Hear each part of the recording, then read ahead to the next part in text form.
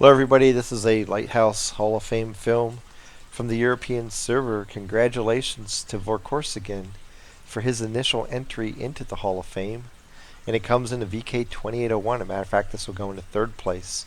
So double congratulations. And while I can get you away from the T21 this battle because we've had so many recently, I can't get you away from Fiery Salient and Prokhorovka.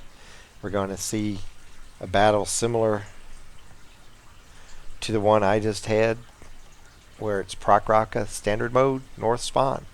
So now we'll get to see it with a 2801 plan instead of a T21. There's 2 artillery apiece, 2 scouts apiece, T37s against 2801s. This should be a good battle. The lot of heavies at the top of the lineup. Only 1 TD on the enemy team and 3 mediums. His team has 3 TDs and 2 mediums.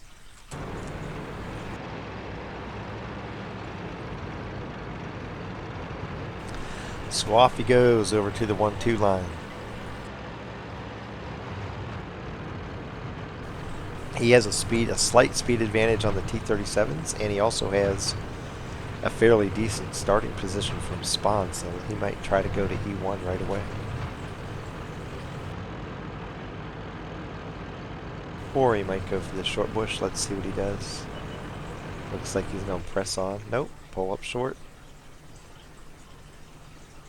Probably a good thing that he did, because that T-37 would have spotted him if he had tried to go across that small clearing all the way up to E1.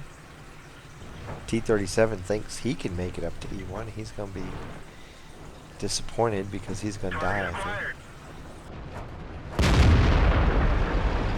Of course, again, tries to take a shot and eliminate an enemy scout. He knows he's going to be spotted, so he backs off.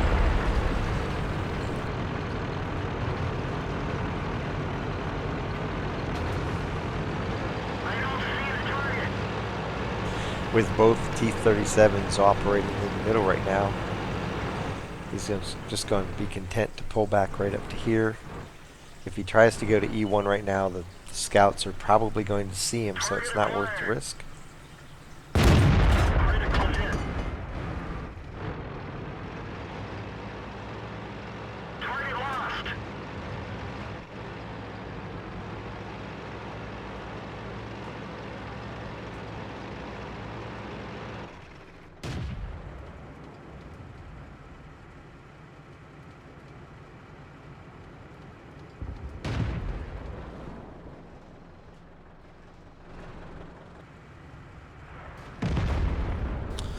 The other 2801 tried to get up there, got spotted, and died. Exactly why Vorkorsigan didn't go there. He's paying more attention to the battlefield and what it means to him than his teammate was. There goes one of the scouts.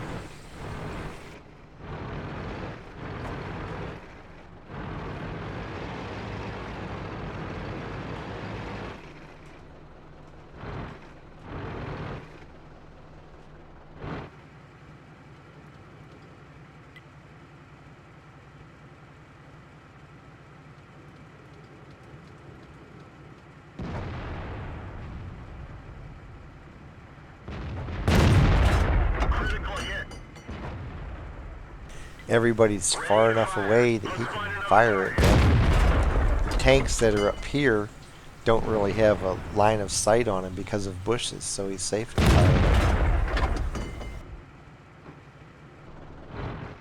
He wants to pull forward. I know he wants to pull forward. He's worried about where that other T-37 is.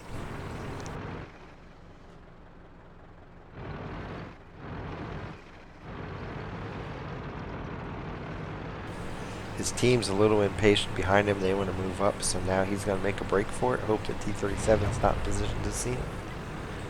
And he's rewarded right away with hits on the enemy team.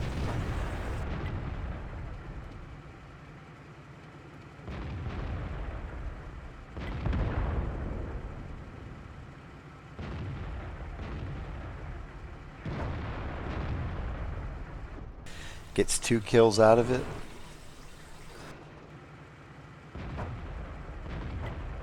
For some reason, the T-26 decides to advance. This isn't going to end well for him. He should have known. It's like, don't advance, retreat. If you're going anywhere, back up, because pulling forward, you have people waiting to kill you.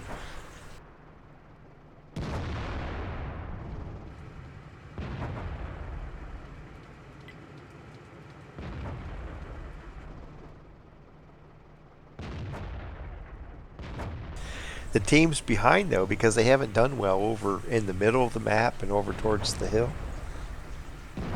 But if they win this quarter here, they'll be able to flank and even up the odds of the battle here tremendously.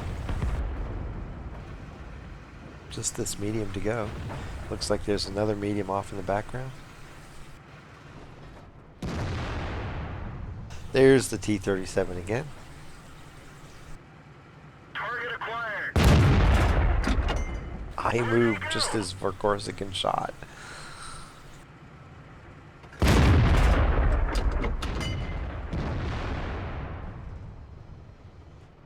T-26 is getting pounded.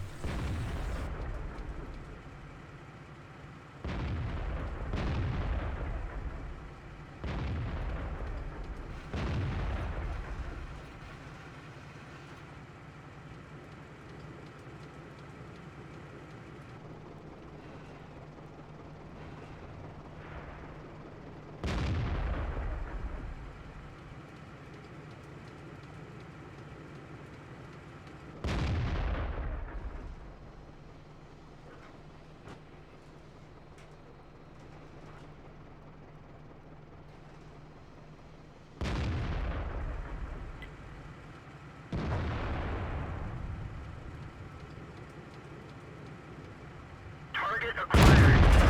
Critical hit. Target released.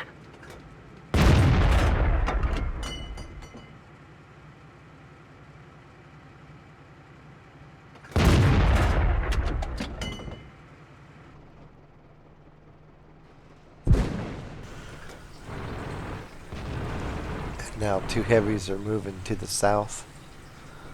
Enemy team's trying to react to that. He's going to pull forward. He's using the dead 2001 in front of him to put him in somewhat of a haul down position.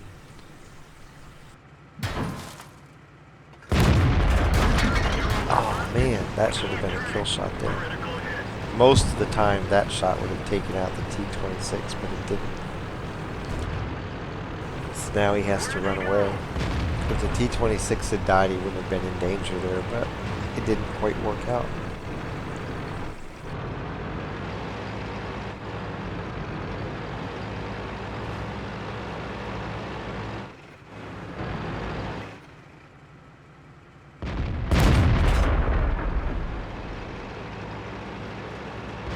Permission to engage.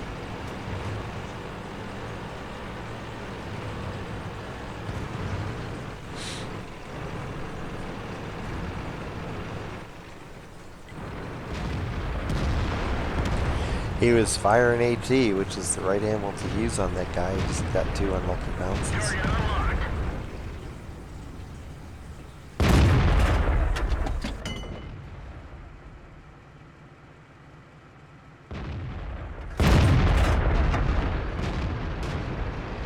And I'm saying bounces because he didn't get any damage. It's like HE technically doesn't bounce.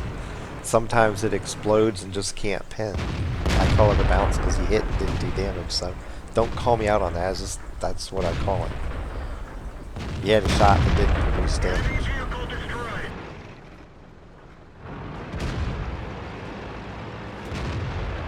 Target acquired.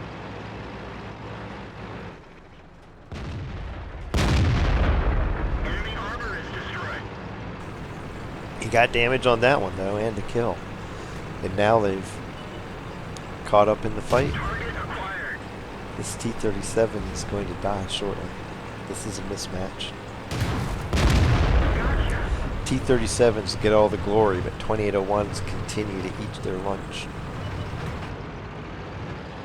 Target There's acquired. Hardy moving across the south. He fires on the move, which is almost always a miss if you fire while you're rotating your turret, especially. already misses. And now he's going to die. Running close. Well, you can see. Rotate your turret while you're moving in a 2801. You're almost never going to hit. Enemy armor is destroyed. Getting close. Improve your odds. 2 tanks to go. This last artillery definitely having a good game. Has 4 kills, but it's going for naught here.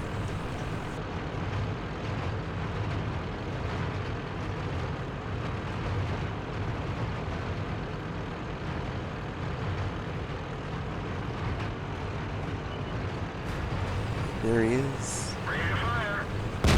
Bam. Enemy armor is And destroyed. there's the game. So for this battle, Vorkorsigan ends up with 1,450 points of damage and 5 kills. 12 of 26 shooting, 46%. And he gets 5,695 assisted damage with 7 spots. Earned 56,243 credits. Survived the fight, gets a patrol duty, and then spotter, bruiser, fighter, fire for effect mini medals. Along with 2,701 XP gives him a 3rd place battle score, 2,751. And this is just classic Prokhorovka fiery salient play. You hear about E1, go to E1, E1, but you've noticed in the last 3 fights the scouts have gone to the bush immediately behind E1 and use that vantage point to catch the enemy scout trying to get to E1, and they pick those guys off or force them away, and then that lets them have a commanding presence along the western flank throughout the rest of the fight. Now he had to wait for the T-37s to die off a little bit, for the one guy to die before he could move all the way up to E1 and start fully exploiting the flank, but it's just a matter of time.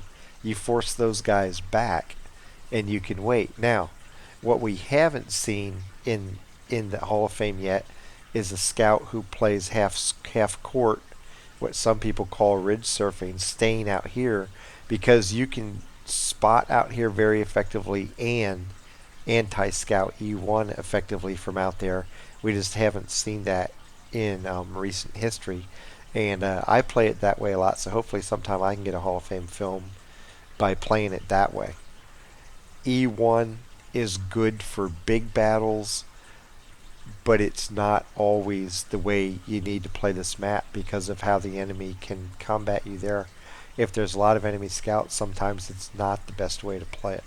Don't think that when you get into this, the numerous battlefields that use this map, don't think you always have to try to get to E1, because sometimes it's not the best thing to do.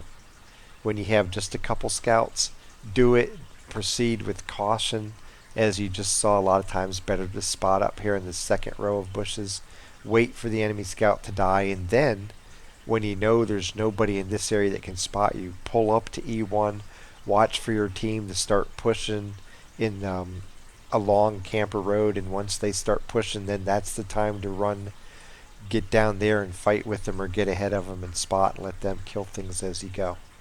From Prokhorovka, congratulations Vorkorsigan for getting into the Hall of Fame, and I'll tell you right now, he has a couple more battles coming up in 2 other tanks. So those will be coming up over the next 5 or 6 battles. Happy hunting.